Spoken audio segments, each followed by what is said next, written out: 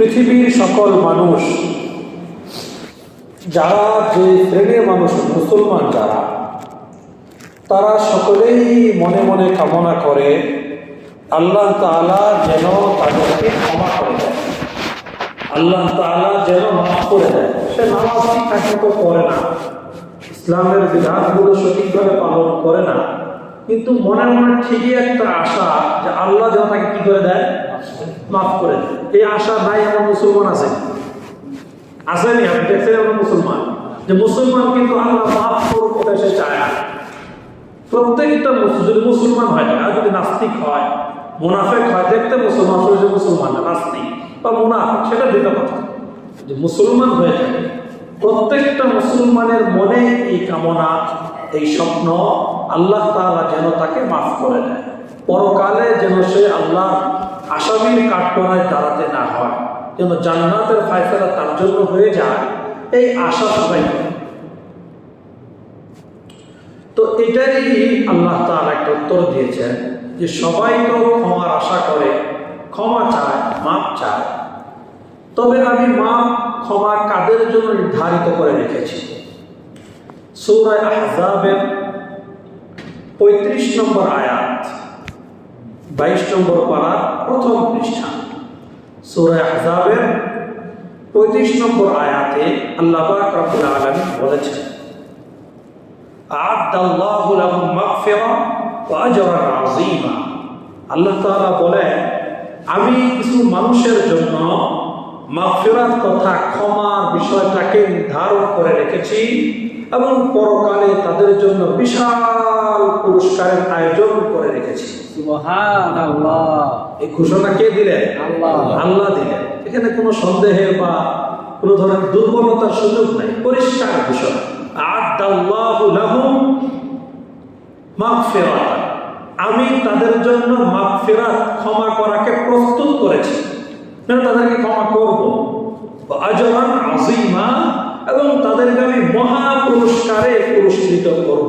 সাধারণ পুরস্কার, আজরান মানে পুরস্কার, আযীমা মানে হলো মহা। আজরান আযীমা মানে কি? মহা পুরস্কার। আল্লাহ যদি মহা বলতেন, সেই মহাটা কেমন হবে? আমাদের একটা সাধারণ কেউ তোমাকে আমি আসলে তোমাকে একটা বড় ধরনের উপকার করে দিব, তো বড় ধরনের একটা গিফট তোমাকে দিব, তাই তোমরা মনে কত কিছু না একটা ভালো গিফট পাওয়া যাবে। আর যে জায়গায় আল্লাহ বলছে যে আমি তাদেরকে মহা পুরস্কারে পুরস্কৃত করব, ওই পুরস্কারটা কত বড় হতে পারে? কারা? এখানে আল্লাহ তাআলা মোটামুটি 10টা গুণের কথা আলোচনা করেছেন। কয়টা? 10টা। এবং প্রত্যেকটা গুণের মধ্যে আল্লাহ তাআলা যেরকম পুরুষদের কথা বলেছেন, সাথে সাথে নারীদের কথাও বলেছেন। কেন? নবীর যুগে কিছু মহিলা সাহাবিয়া ওনারা নবীর কাছে এসে বলছে, ইয়া রাসূলুল্লাহ, ইযকারনা আর-রিজাল ইযকারনা ফিল কুরআন ওয়া লা ইযকারনা নিসা। যে কোরআনের মধ্যে আল্লাহ তাআলা যে বিধানগুলো দেন, যে হুকুম হাকাম দিয়েছেন, বেশিরভাগ জায়গায় আল্লাহ শুধু পুরুষদেরকে সম্বোধন করে বলেছেন, ইয়া আইয়ুহাল্লাযীনা আমানু। এই যে শব্দ পুরুষদের সম্বোধন করে, বিভিন্ন জায়গায় এরকম আছে না? শুধু পুরুষদেরকে সম্বোধন করে আল্লাহ তাআলা বিভিন্ন বিধান দিয়েছেন।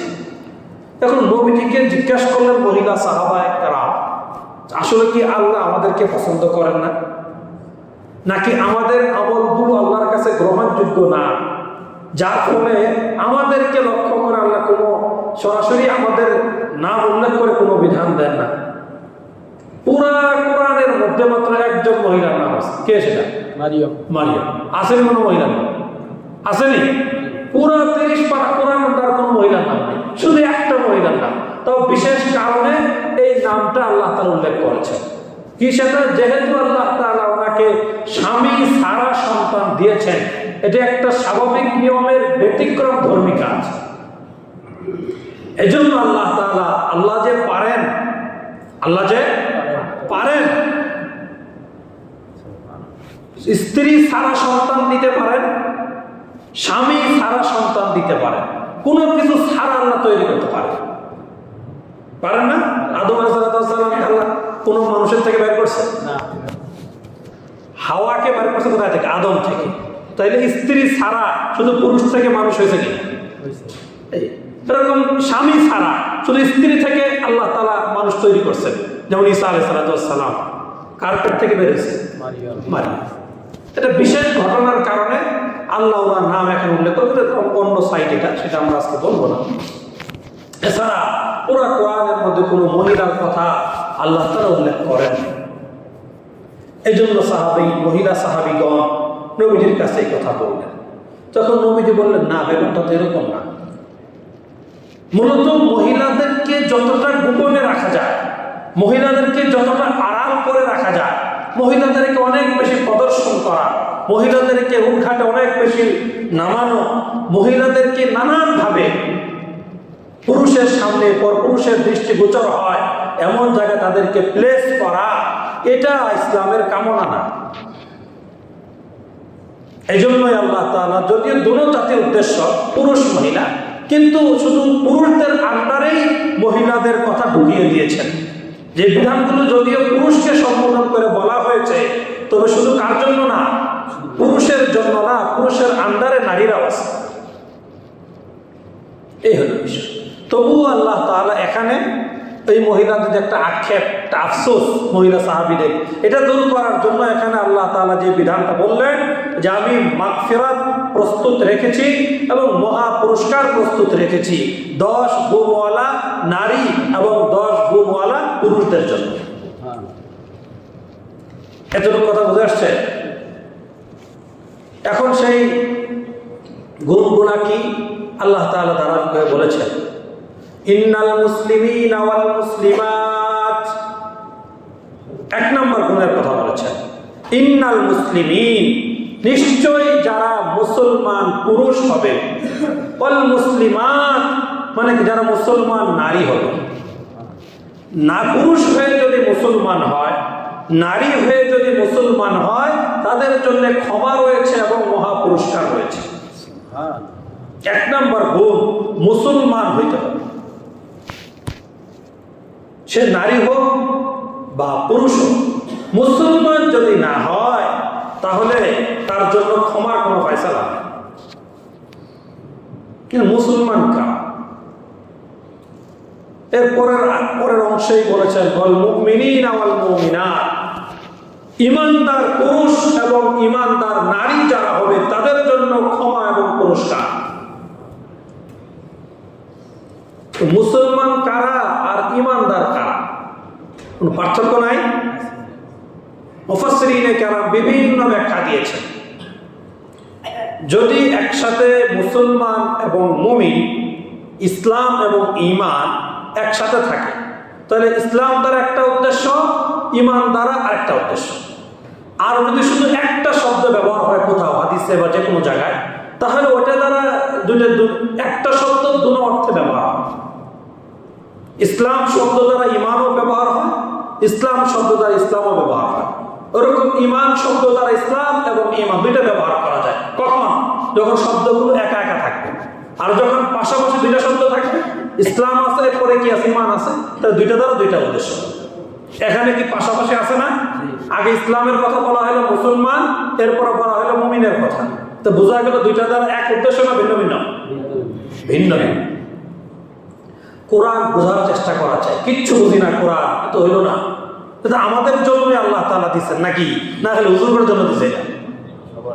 কোরআন কি শুধু হুজুরদের জন্য দিচ্ছে? তা আমরা সাধারণ মানুষকে বোঝা দরকার না? খেয়াল করলে না বোঝার চলবে সব বুঝি, ব্যবসা বাণিজ্য সব বুঝি, তা কোরআন না বোঝার কি? কেন বুঝবো না? যদি পরিষ্কার করে বোঝানো হয় তো বুঝবো না কেন? বাকি ব্রেনটা ওরকম পরিষ্কার রাখতে হবে যে আমি এটা বুঝতে চাই। আর যদি নিয়ত থাকে হুজুরের কতক্ষণ কাঁচাল মারবে 20-25 মিনিট পারো, আমার দায়িত্ব আসছে, আমার শেষ চলে যাবে, বেরোয় বলবো হুজুর কি করে কিছু বুঝি না। ওই ব্যাটার মাথার মধ্যে জীবনেও কেউ কোরআন ঢোকাইতে পারবে যে বোঝায়। কেন? তার বোঝার নিয়ত নাই। আর যে নিয়ত করে বসবে যে আমি কোরআন বুঝতে চাই, আমি হাদিস শিখতে চাই, তো ঢুকবে না কেন? না ঢোকার কি? আমি তো কোনো অন্য ভাষায় বলতেছি, বাংলাতেই তো বলতেছি। আল্লাহ তাআলা কোরআনের মধ্যে অন্য আয়াতে বলছেন ওয়ালাকাদ ইয়াসসারনাল কুরআনা লিযিকরি ফাহাল মিন মুদ্দাকির। 27 নম্বর পারায় সূরা কমর আল্লাহ তাআলা আয়াতটা কয়েকবার বলেছেন ওয়ালাকাদ ইয়াসসারনাল কুরআন লিযিকরি। আমি আমার বান্দাদেরকে উপদেশ গ্রহণ করার জন্য কোরআনকে অনেক সহজ করে দিয়েছি। ফাহাল মিন মুদ্দাকির, কাজেই তোমাদের মাঝে কি এমন কেউ নাই যে কোরআন বোঝার জন্য একটু মাথা খাটাবে, একটু চেষ্টা করবে, একটু ফিকির করবে? আল্লাহ কথা বলতেছে, আমাদের প্রশ্ন করতেছে, একবার না কয়েকবার, একই সূরা।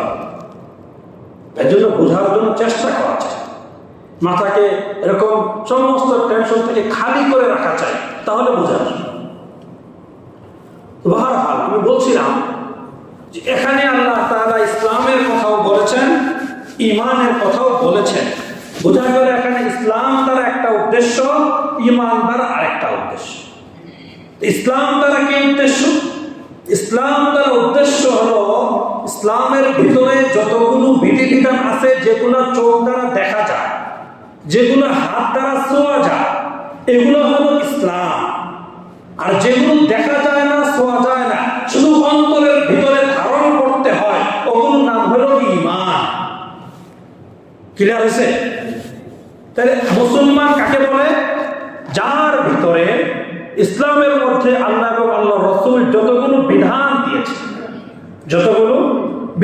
দিয়েছেন ওই বিধানগুলোর সামনে নিজের মাথাকে নত করে দিয়েছে, যুক্তি খাড়া করায় না। এটা আমার যুক্তিতে ধরে না, কাজে এটা মনে হয় এরকম না। হুজুরে কতটুকু সঠিক বলতে আমি জানি না, বাকি আমার যুক্তিতে বলে এই কাজটা মনে হয় এরকম না, এটা মাথা নত করা হইল না। ইব্রাহিম আলাইহিস সালাতু ওয়াস সালামকে আল্লাহ তাআলা বলেছিলেন ইদ ক্বালা লাহু রাব্বুহু আসলিম। স্মরণ করুন হে নবী ইব্রাহিমের কথা, যখন তার রব তাকে বলেছিলেন আল্লাহর হুকুমের সামনে তোমার মাথাকে নত করে দাও, বিনা বাক্যে কোনো যুক্তি খাড়া করবা না, আল্লাহর বিধানের সামনে, আল্লাহর হুকুমের সামনে তোমার মাথা নত করে দাও। তখন ইব্রাহিম সাল্লাল্লাহু আলাইহি ওয়াসাল্লাম কি বলেছেন? আসলামতু লিরাব্বিল আলামিন। সারা বিশ্ব জাহানের প্রতিপালক যিনি মহান আল্লাহ পাকের সামনে আমি আমার মাথাকে মস্তক অবনত করে দিলাম, সমস্ত অর্ডার আমি বিনা বাক্যে মেনে নিলাম। সুবহানাল্লাহ। এটা হলো ইসলাম। মাথা নত করতে হবে।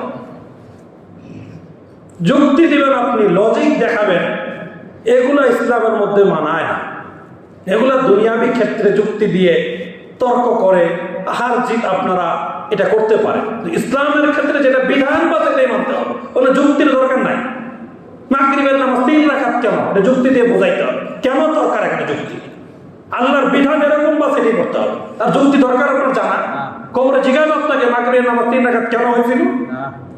তাই আজারের জিনিস নিয়ে ঘাটাঘাটি, এগুলো হলো চুলকানি, অ্যালার্জি ওলা মানুষ। এদের মনের মধ্যে কি হয়েছে? অ্যালার্জি হয়েছে। শরীরে না, মনের মধ্যে অ্যালার্জি হয়েছে।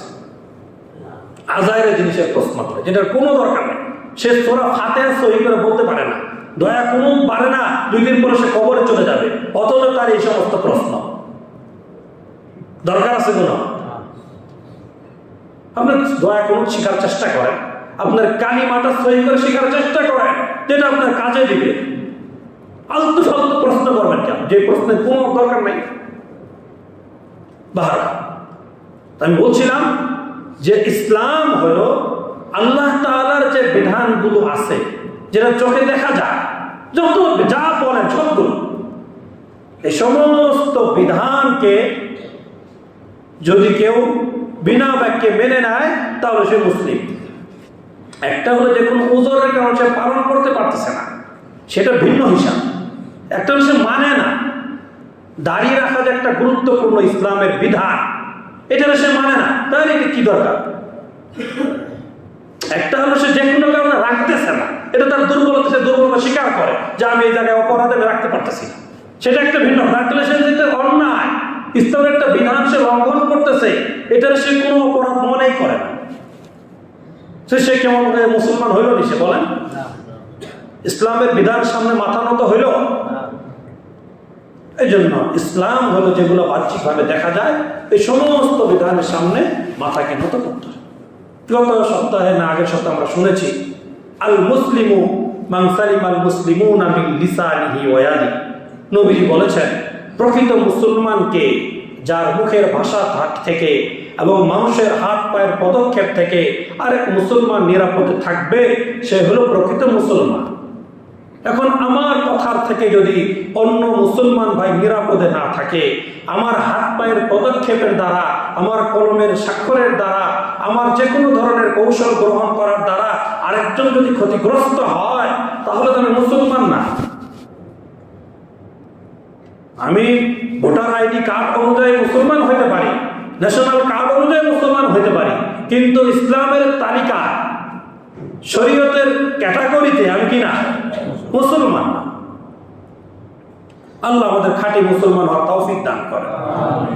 সে নারী হোক অথবা পুরুষ হোক, আল্লাহ তাআলা বললেন ইন্নাল মুসলিমিনা ওয়াল মুসলিমাত, মুসলমান পুরুষ হোক অথবা মুসলমান নারী হোক, যদি খাঁটি মুসলমান পুরুষ আর নারী হয়, আল্লাহ তার জন্য দুই পুরস্কার।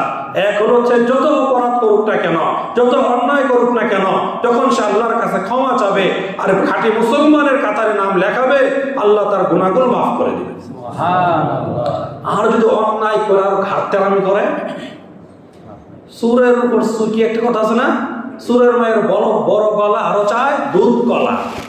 চুরি তো করছে সন্তান, এখন তো ওদের একটু নরম হওয়ার কথা, একটু নমনীয় হওয়ার কথা, যে আমার সন্তান ভুল করে ফেলছে, আমরা দুঃখিত, ক্ষমা চাই, বাস। তাহলে কিন্তু চোরের যার জিনিস চুরি করছে ওই বেটাকে তার রাগ হয় না, চুরিও করছে আরো সিনাজুল, এইটা কেমন?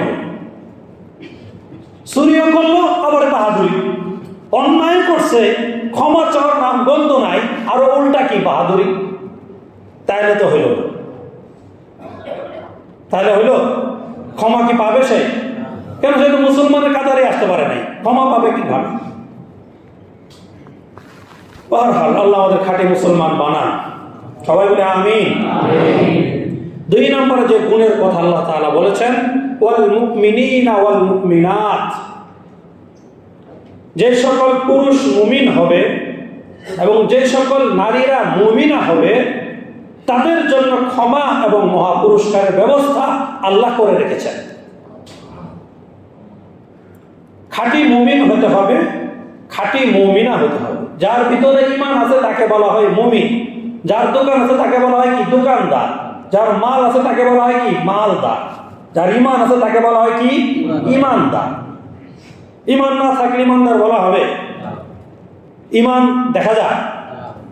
আগে কথা বুঝে থাকলে বলেন, ঈমান দেখা যায়, ধরা যায়, স্পর্শ করা যায়, কাগজে লেখা যায়? কোথায় থাকে এটা? অন্তরের ভিতরে থাকে। এটা দেখানোর কোনো কায়দা নেই, এটার ফায়সালা হবে কোথায় গেলে।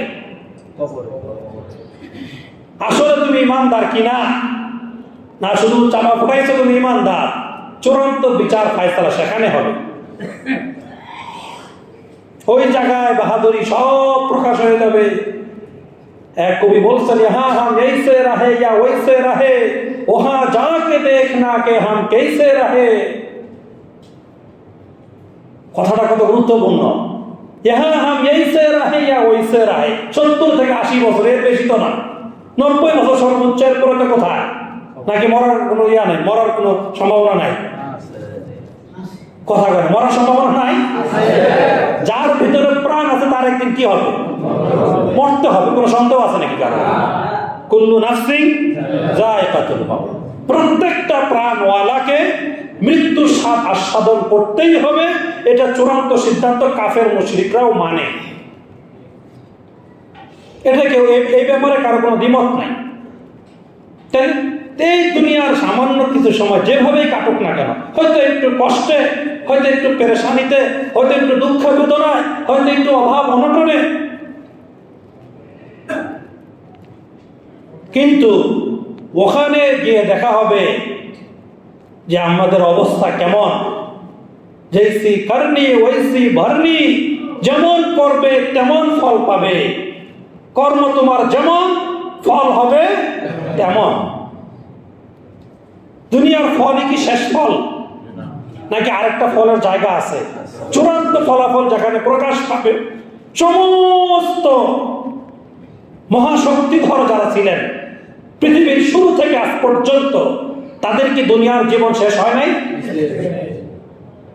যারা একেবারে জীবিত ছিলেন, শক্তি বলতে কিছু ছিল না, তাদের কি দুনিয়ার জীবন শেষ হয় নাই?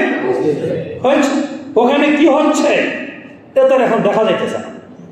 দেখবো ইনশাআল্লাহ, দেখা যাবে না সামনে হাসরের ময়দানে।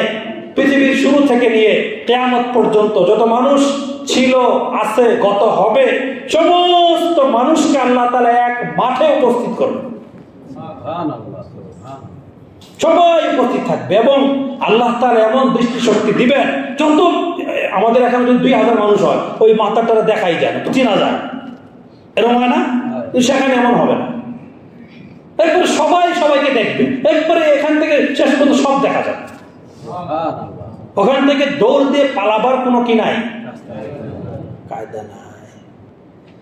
দুনিয়াতে কোনো জায়গায় অকারেন্স করতে গেলে কত লোক এসে ব্রেকেট দেয়, কত লোক এসে রাস্তা আটকায় দেয়, তারপরেও তো বাধা পেরিয়ে, বাধা উপেক্ষা করে ঝাঁপায় পড়ে সামনে যায় কি না? তার মানে দুনিয়ার এই সকল বাধা কি করা যায়? অতিক্রম করা যায়। শুনছেন না কিছুদিন আগে যে জেলখানা থেকে পলাই গেছে? আখিরাতে জেলখানা থেকে পলানোর কায়দা আছে? সূরা নাবার মধ্যে আল্লাহ তাআলা বলছেন, ইয়াউমা ইয়াকুমুর রূহু ওয়াল মালাইকাতু সাফফা। কি অর্থ? ইয়াউমা ইয়াকুমুর রূহ, তথা ইয়াউমা মানে কোন দিন? হাসরের দিন। যেদিন হাসরের ময়দানে আল্লাহ তাআলা সমস্ত মানুষকে একত্রিত করবেন, সেদিন সকল মানুষের চতুর্পাশে আল্লাহ তাআলা ফেরেশতাদের কাতারের মাধ্যমে এমন বাউন্ডারি প্রাচীর তৈরি করবেন যে প্রাচীর ভেদ করে একটা কণা বের হতে পারবে না। সেখান থেকে পালাবার কোনো জায়গা নেই, কোথাও পালাবার কায়দা নেই। কই যাবেন পাবে? কোনো জায়গায় নেই। এগুলোকে মিথ্যা কথা, কোরআনের কথাগুলো মিথ্যা। এগুলো বিশ্বাস থাকলে তো মনে সান্ত্বনা আসার কথা, মনে একটু কষ্ট আসার কথা। এগুলো তো আল্লাহ বলেছেন না। আল্লাহ আমাদের সবাইকে সহি বুঝ দান করেন। তাহলে আল্লাহ তাআলা বলছেন, দ্বিতীয় গুণওয়ালা ব্যক্তি যার কি থাকবে? ইন্নাল মুমিনিনা ওয়াল মুমিনিনা ওয়াল মুমিনাত, ঈমানদার পুরুষ, ঈমানদার নারী। তবে হইতে হবে কি? খাঁটি ঈমানওয়ালা। ঈমানের মধ্যে যদি ভেজাল থাকে, সে তার জন্য এই পুরস্কার নাই। সে নারী হোক বা পুরুষ হোক, খাঁটি ঈমানওয়ালা হইতে হবে। আর খাঁটি ঈমানওয়ালার অনেক দৃষ্টান্ত নবী করিম সাল্লাল্লাহু আলাইহি হাদিসের মধ্যে বলে গেছেন, অনেক বলছেন। একটা দুটো শুনেন। এক হাদিসের মধ্যে নবীজি বলেছেন, লা ইউমিনু আহাদুকুম হাত্তা লা ইউহিব্বা লিআখিহি মা ইউহিব্বা লিনাফসিহি। একজন মানুষ ততক্ষণ পর্যন্ত খাঁটি ঈমানদার হইতে পারবে না, যতক্ষণ পর্যন্ত নিজের জন্য যে জিনিসটাকে পছন্দ করে ভালোবাসে, আরেক মুসলমানের জন্য ওই জিনিসটাকে পছন্দ না করবে। লা ইউহিব্বা লিআখিহি মা ইউহিব্বা লিনাফসিহি। নিজের জন্য যে জিনিসটাকে সে ভালো মনে করে, নিজের জন্য যে জিনিসকে সে পছন্দ করে, ওই জিনিসকে আরেকজনের জন্য ভালো মনে করার আগ পর্যন্ত সে মুমিন হতে পারবে না। মুমিন হওয়ার জন্য জরুরি হলো এটা, নিজের জন্য যেটা ভালো মনে করি, আরেকজনের জন্য সেটাকে ভালো মনে করতে হবে। কথা বুঝে আসছে? আমি নিজের জন্য মনে করি যে না, আমার সন্তানাদি সবাই ভালো ভালো ডিগ্রি পায়, সবাই ভালো ভালো চাকরি পায়, সবাই ভালো ভালো পজিশনে যেতে পারে, সবার ভালো ভালো ব্যবসা বাণিজ্য হয়, সবার ভালো ভালো ঘর বাড়ি হয়, এগুলো কামনা করি নিজের পরিবারের সদস্য সন্তানের জন্য। আর পাশের জনের জন্য কেউ সব ধ্বংস, আর সব গোল্লায় যাক, কি আসে যায়, আমারটা তো ঠিক আছে। বলেন হাদিসের ভাষায় সে কি ঈমানদার? আমার কথা না, হাদিসের কথাই বলেন, সে কি ঈমানদার? নবীজি পরিষ্কার বলে দিলেন না এখানে যে তুমি নিজের জন্য যে জিনিসটা পছন্দ করো, ঠিক ওই জিনিসটা অপর ভাইয়ের জন্য যদি পছন্দ না করো, তাহলে তুমি কি না? খাঁটি ঈমানদার না। কাজেই খাঁটি ইমানদার যদি হতে চায়, তাহলে নিজের জন্য যে জিনিসটা আমার ভালো লাগে, পছন্দ লাগে, আমার অপর মুসলমান ভাই, সে নারী হোক বা পুরুষ হোক, আমার ভাই বা বোন হোক, তার জন্য সেটা পছন্দ করতে হবে, না ইমানদার হওয়া যাবে। এই ইমানের বহুত ব্যাখ্যা, সেটার ব্যাখ্যা আমার আজকে দেওয়ার উদ্দেশ্য না। আপনারা ওই যে ইমানে মুফাসসাল শুনেছেন না, যেখানে আল্লাহ তাআলা যে কটা বিষয় বলেছেন, প্রত্যেকটা বিষয়ের উপর পরিপূর্ণ বিশ্বাস অন্তরের ভিতরে লালন করতে হবে। আমানতু বিল্লাহি ওয়া মালাইকাতিহি ওয়া কুতুবিহি ওয়া রুসুলিহি ওয়াল ইয়াউমিল আখিরি ওয়াল কদরি খাইরিহি ওয়া শাররিহি মিনাল্লাহি তাআলা ওয়াল বাসি বাদাল মাউত। 1 নম্বর আল্লাহর উপর বিশ্বাস করা, 2 নম্বর ফেরেশতার উপর বিশ্বাস করা, 3 নম্বর আল্লাহ তাআলা আদম আলাইহিস সালাম থেকে নিয়ে আমাদের নবীজি পর্যন্ত যত নবী এবং রাসূল প্রেরণ করেছেন সবাইকে সত্য বলে বিশ্বাস করা। বাকি নবীরা সবাই সত্য ছিল, কিন্তু ওনাদের আনিত বিধানগুলো আমাদের নবীজি আসার পরে আর কায়েম নাই, সব রহিত হয়ে গেছে। কথা বুঝে আসছে? 4 নম্বর হলো ওনাদের উপরে যে কিতাব আল্লাহ তাআলা নাযিল করেছেন, সমস্ত নবীদের উপরে, রাসূলদের উপর আল্লাহ তাআলা যে কিতাব এবং রিসালা দিয়েছেন, এই সবগুলো আল্লাহর পক্ষ থেকে ছিল, সত্য ছিল, এটাকে বিশ্বাস করা। কটা গেল? আল্লাহ, ফেরেশতা, নবী, হলো কিতাব। আল্লাহ, এরপরে কি? আখিরাতকে বিশ্বাস করতে হবে। মৃত্যুর পর থেকে শুরু করে পরবর্তী যতগুলো ধাপ রয়েছে, কবরের হিসাব নিকাশ, কবরের প্রশ্ন উত্তর, কবরের শান্তি এবং কষ্টের ব্যবস্থা, এরপরে হাসর, ফুলসিরাত, জান্নাত, জাহান্নাম, সব যা কিছু আছে, পরবর্তী সমস্ত বিষয়কে বিশ্বাস করা, এটা হলো কি? পরকালকে বিশ্বাস করা। এটাই 6 নম্বর হলো ভালো এবং মন্দ দুটোটাই কার পক্ষ থেকে আসে? আল্লাহর পক্ষ থেকে আসে। আমার ব্যক্তিগত ভালো মন্দ অবস্থা, আমার পারিবারিক ভালো মন্দ অবস্থা, আমার সামাজিক ভালো মন্দ অবস্থা, আমার রাষ্ট্রীয় ভালো মন্দ অবস্থা, এই সবগুলো আল্লাহর হুকুমের বাইরে হয় না আল্লাহর হুকুমেই হয়, এটা বিশ্বাস করতে হবে। তবে এখানে একটা কথা মনে রাখতে হবে, আল্লাহ তাআলা কোরআনের বিভিন্ন জায়গায় বলেছেন, যহরাল ফাসাদু ফিল বাররি ওয়াল বাহরি বিমা কাসাবাত আইদিন নাস। জলে এবং স্থলে যত বিশৃঙ্খলা তৈরি হয়, যত অরাজকতা তৈরি হয়, যত অশান্তি তৈরি হয়, এই সবগুলো কোনো না কোনো মানুষের হাতের উপার্জন, হাতের কামাই এগুলো। 21 নম্বর পর আল্লাহ বলেছেন সূরা রুমের মধ্যে, বিশৃঙ্খলা বা যাই হোক, এটা এমনি এমনি হয় না, এগুলো কোনো না কোনো মানুষের হাতের কামাই, কোনো না কোনো মানুষের বদ আমলের প্রভাব, কোনো না কোনো মানুষের আল্লাহ রাসূলের নাফরমানির ফসল। বুঝেন না কথা? সূরা ইউসুফের মধ্যে শেষের দিকে 13 নম্বর পারায় আল্লাহ তাআলা বলেছেন, ইন্নাল্লাহা লা ইউগাইয়িরু মা বিকওমিন হাত্তা ইউগাইয়িরু বিআনফুসিহিম। আল্লাহ তাআলা কোন জাতির অবস্থাকে ততক্ষণ পর্যন্ত বিন্দু পরিমাণ পরিবর্তন করবে না যতক্ষণ পর্যন্ত ওই জাতিরা নিজেরা নিজেদের অবস্থা পরিবর্তন না করবে। কোরআনের আয়াত মিথ্যা বলেন? এই কথা কি বুঝেন? আল্লাহ বলতেছেন যে আমি নিজ হাতে কখন পরিবর্তন করব? যখন তোমরা নিজেদের তোমাদের অবস্থাকে পরিবর্তন করবে। ইন্নাল্লাহা লা ইউগাইয়িরু মা বিকওমিন হাত্তা ইউগাইয়িরু বিআনফুসিহিম। আল্লাহ তার ওই সময় পর্যন্ত হস্তক্ষেপ করে কোনো কিছুর পরিবর্তন করবেন না যতক্ষণ পর্যন্ত মানুষ নিজেরা নিজেদের অবস্থার পরিবর্তন না করে। বলেন, আমরা আমাদের অবস্থার কি পরিবর্তন করেছি? অবশ্যই। বাকি ভালোর থেকে কোন দিকে গিয়েছি? ডাউনের দিকে গিয়েছি। পরিবর্তন করে যাওয়া দরকার ছিল কোন দিকে? ভালোর দিকে। তাহলে আল্লাহ আমাদের জন্য ভালোর ফয়সালা করতেন। আমরা যেমন যাচ্ছি আমাদের জন্য এরকম ফয়সালা হচ্ছে। কোরআনের কথা, বানানোর কথা। তো এই যে ইমানের বিষয় 6টা গেছে। 7 নম্বর হলো বাসি বাদাল মাউত, মৃত্যুর পরে আবার আল্লাহ তাআলা সবাইকে উঠাবেন, হিসাব নিকাশ হবে, সব হবে। ওইটা একটা, এটাকেও বিশ্বাস করতে হবে যে আল্লাহ তাআলা মৃত্যুর পরে আবার উঠাবেন, এই দুনিয়ার খেলাধুলায় শেষ না, এটা হলো সীমিত, সামান্য। দুনিয়ার জীবনটা হলো কি সামান্য, আখিরাতের জীবন হলো অসীম, এটা শুরু হবে আর কখনো শেষ হবে না। শুরু তো হবেই আর শেষ হবে না। হাদিসের মধ্যে বিভিন্ন জায়গায়, কোরআনের বিভিন্ন আয়াতে আল্লাহ তাআলা বলেছেন যে আখিরাতে মানুষের মরার জন্য সমস্ত রকমের শাস্তি তাকে ঘিরে ধরবে। মানে এরকম এক একটা শাস্তি দিলে মরে যাওয়ার কথা, কিন্তু তার কি হবে না? মৃত্যু হবে না, শুধু মৃত্যুর কষ্ট অনুভব করতে থাকবে, কিন্তু মৌত আর হবে না। কেন? ওখানে তো আর শেষ নাই। দুনিয়ার জীবনটা পার হয়ে গেলেই যে শুরু হবে যে জীবন, ওটার আর কোনো শেষ নাই।